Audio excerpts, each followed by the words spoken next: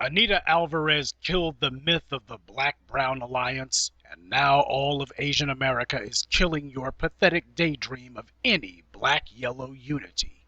Some black people like RZA seem to think if they kiss Asian people's behinds, that will somehow mean something to them.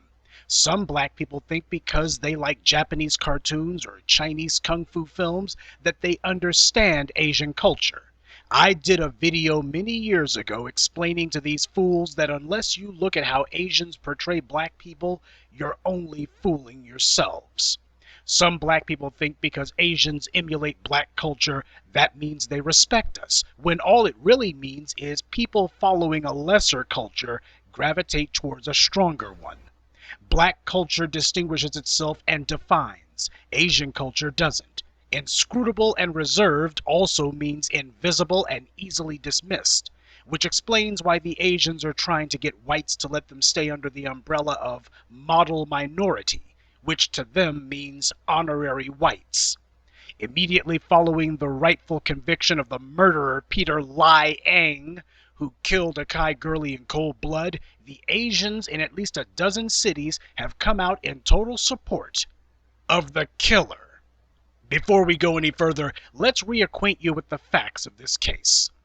Peter Liang and his partner Sean Landau went into the Lewis Pink housing projects in Brooklyn, even though their commanding officer had ordered them not to perform those kind of patrols and to instead patrol the exterior of the building unless they got a service call.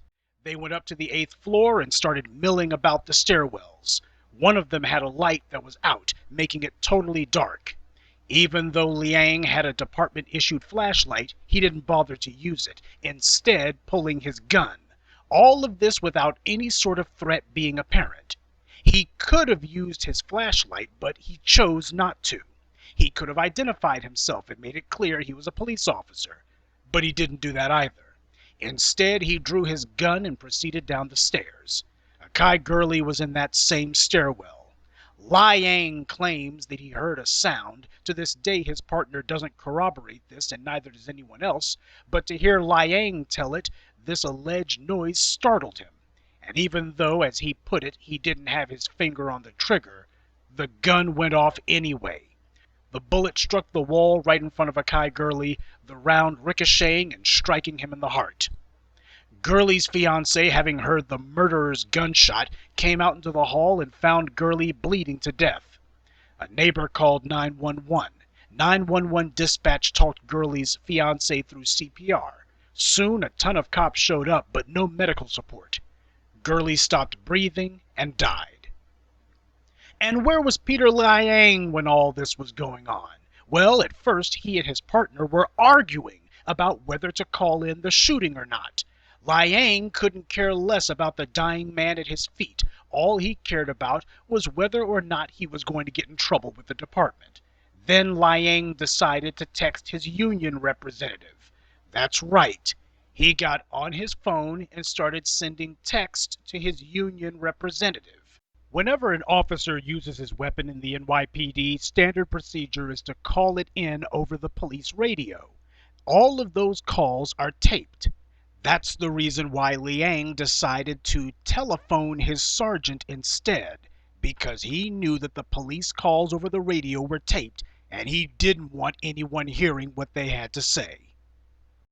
And what were Liang and Landau arguing about? They were still trying to figure out what their story was going to be. Liang fired a blind shot into a pitch-black stairwell without seeing any threat, without even attempting to ascertain if there might be one. The usual lie about "I was afraid for my life" wasn't going to work this time. So the two rookie killers were trying to figure out what angle, if any, they could play. Meanwhile, for over 6 minutes, the department had been trying to reach Liang, and he and Landau refused to answer. Because they hadn't gotten their story straight. They needed a lie, a good one that would place the blame for the shooting on Akai Gurley. But they simply couldn't figure out how to twist the circumstances into anything resembling a threat. The DA, a black man in this case, pushed for manslaughter, which is the appropriate charge, Asians, trying to use white logic, keep saying, but he didn't mean to do it. Manslaughter has nothing to do with intent. It's simply about whether you did things that would have cost someone their life. Peter Liang did, both before and after he shot Akai Gurley. At the trial, the defense tried to gin up some phony sympathy for the murderer by claiming he was distraught and hyperventilating. However, witnesses who were there, when asked if Liang had indeed been crying or even having trouble standing, flatly denied that he did. At the trial, his own former partner testified against him, telling the world that Liang refused to call for help and instead wanted to argue that they shouldn't call the shooting in because he was worried about getting fired. Then, after arguing, they took still more time to decompress, whatever that means, but neither one of them tried to call 911, though Liang did contact his union representative. Apparently, they weren't in too much shock to see if the NYPD would cover their worthless asses. Landau also admitted they both had been trained in CPR, but didn't try to help. And to even suggest Liang was saddened after killing Gurley is a perverse lie. Given his clear contempt for Akai Gurley's life, does anyone truly believe that Liang would share a tear for anyone but himself? The entire time, the only person Liang expressed any concern for was himself. Gurley wasn't even an afterthought. When a cop finds someone who is injured, the very first thing he's supposed to do is to call for medical assistance. Liang didn't, not because he was unable to, but because he refused to. That's why counts 5 and 6 of the indictment charged him with refusing to perform a duty that clearly is inherent in the nature of his office. He knew he had murdered a man, and because he couldn't figure out a good lie, he was paralyzed with indecision. Now that the murdering bastard has been convicted and his corrupt partner has also been fired from the department, we find Asians protesting in several cities across the U.S. They are demonstrating in the tens of thousands. The way they're behaving, you would have thought the race killer Liang had been the one who was killed. Asians protesting in the tens of thousands for their right to kill black people and not be prosecuted. And it's no surprise that they use the exact same language as the whites who they worship. They even went so far as using pictures of Dr. King, a man who stood for nonviolence in a feckless attempt to garner sympathy for a ruthless killer. I warned you years ago how the Asians were trying to appropriate our icons for their own sick, selfish purposes, how they were attempting to appropriate Dr. King and pervert his message so as to co-sign their own racism. At these rallies, the throngs of degenerates had up posters with King's words on them, and the ultimate insult, they would chant, "All lives matter." They were clearly looking for a white audience's support, and apparently they found it. But again, another example of our New York City police officers every day risking their lives to protect all of us. I believe that we are here to stand for justice, not revenge. Justice, not revenge. Justice, not revenge. Justice. I'm hearing that over 40 cities across the country are out there today demonstrating. If we vote in a unified way, you don't think people will listen? You don't think it's going to happen? I must say, I appreciate William Colton, Assemblyman, Councilman Bob Traeger. They supported us from day one. Peter Liang was not the one who caused what happened to Akai Gurley. It was the lawlessness that existed in that pink houses. Peter Liang did not cause the drug dealers who were in those stairways and were allowed to be in there for probably years. He didn't cause that.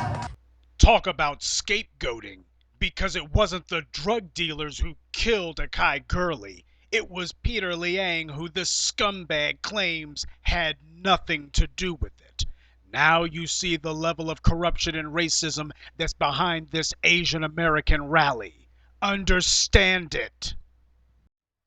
Patrick Lynch, head of the Police Malevolent Society and the most corrupt cop in America, couldn't resist throwing a few extra lies into the matter. He claimed that the pink houses are a war zone. But a former New York police officer, Eugene O'Donnell, who now teaches at John Jay College, says that's not the case at all. Quote, "Too many younger officers without the benefit of veteran partners seem to believe that patrolling public housing is like being in a war zone." When he says veteran officers, it needs to be understood that means officers like Pat Lynch, the very same old-line white trash who promotes such racist myths to begin with. O'Donnell then goes on to say the pink houses have some issues, but to depict them as some sort of bad old days location really isn't accurate. And considering that the NYPD itself says there's been a 28% reduction in crime, bears him out. So this isn't a case of cops being in mortal danger. White people keep pushing the lie that cops are fighting a war, when in fact they're goofing off and trying to figure out ways to abuse their position for personal profit. As I've been telling you for years, being a cop in America is one of the safest professions you can get into. And yet, even though the Asians themselves can't defend him, that hasn't stopped them from attempting to use the white playbook anyway. Since they couldn't blame the victim, they instead blamed the entire tenement building itself. If there hadn't been crime there, Liang wouldn't have fired into that stairwell, they say. That's like a doctor deliberately committing medical malpractice and then saying, if there hadn't been sick people in my hospital, I would never have killed any of my patients. The unspoken message is, you would have done the same thing. Never mind that Sean Landau, who was standing right beside Liang, didn't do the same thing, didn't even take his gun from its holster. So this isn't an issue of training. It's an issue of Asian and white culture. Speaking of Asian culture, I would like to say that this racist denial is limited to Chinese Americans, but that would be a lie. Asians in general, Japanese Americans, Southeast Asians, etc., are rallying around this. Every Asian political whore from New York to Chicago to LA is trying to find out how to appeal to their very base constituency. Asians figured they were white by association, or rather by aspiration, so what works for their white idols ought to work for them too. Except the whites are circling the wagons. Asian Americans are now scared. They thought they were on team white supremacy, and they're being confronted with the idea that maybe they're not. They're attempting to hold on to the white privileges they thought they had. That's what these pathetic protests are really about. The model minority is suffering from white anxiety. Because if Asians can be stripped of their honorary white status for the big things, what will become of them when they lose their honorary white skin privileges for the small things? Asians who come to this country set up their shops in black neighborhoods, making their money off of black residents. From restaurants to hair care, black people are stupid enough to do business with people who plan our eradication daily and are now carrying it out. Any black person who does business with racist Asians is collaborating in genocide. If Akai Gurley had been the one who fired into a darkened stairwell and killed Peter Liang, would the Asians be out in force claiming it was an accident? Because they sure didn't do that when Ishmael Brinsley was accused of killing Wen Jianlu in 2014, even though Brinsley had a clear and long-standing history of mental illness, going so far as to try to take his own life and then shooting his girlfriend after she saved him. Asians still seem to be on a tear that what was clearly an irrational act by a disturbed mind was somehow clear evidence of malice. And Shirley Ng in the New York Post wrote a pitiful endorsement of Liang's murder, claiming that it wasn't a crime at all. What Liang did was not an accident, but Asians are desperately trying to convince someone, anyone, that it was. Let's count up how many accidents Liang had that night, because to let the Asians tell the story, he accidentally went into those tenement buildings. things, even though his supervisors said that they were not to go inside unless on a service call. He accidentally walked into what he could clearly see was a dark stairwell. He was so scared that he accidentally continued to go into the pitch-dark stairwell without using his flashlight. He then accidentally pulled his gun. He then accidentally pointed it. He then accidentally pulled the trigger. He then accidentally didn't call 911. He then accidentally got into an argument with his partner for minutes on end about how they can't call in the shooting because he might get fired. He accidentally started texting his union representative, all while Akai Gurley's fiance is desperately trying to save his life, and neither Liang nor his partner are even attempting to help. And at last, he accidentally waited until after the residents in pink houses called 911 before he decides he better finally call in the shooting. Peter Liang had every opportunity to do what was right, and in every single instance, he deliberately chose to do what was wrong, repeatedly. These are not accidents. It doesn't matter how many self-serving Asian bigots take to the streets. We know who and what you are, and your ridiculous display of racism is fooling no one. There were a million ways Liang could have handled this that would not have resulted in anyone getting hurt, and he deliberately chose the one course of action that would. If Liang had used his department-issued flashlight, Akai Gurley would still be alive. If he had made sure there was a threat before he reached for his gun, Akai Gurley would still be alive. If he had identified himself, as the officer's manual says you're supposed to do, Akai Gurley would be alive. He did none of these things. Common sense dictates this is no accident. The Asians know this, but when your honorary white skin privileges are vanishing before your eyes, any port in a storm, I suppose. There's only one person to blame for this. Peter Liang. This wasn't an accident. It was reckless disregard, and the Asians know it. He didn't murder Akai Gurley out of fear. He did it because he could, and the Asians know that too. At best, Peter Liang is a lying coward, at worst a racist murderer, but in truth, he's all of the above. A liar, a coward, a murderer, and a racist. Peter Liang's mother says her racist animal that she unleashed on society wishes he had been the one who was shot. Well, he's not alone in that sentiment. He had plenty of time to correct that little oversight, and he still does.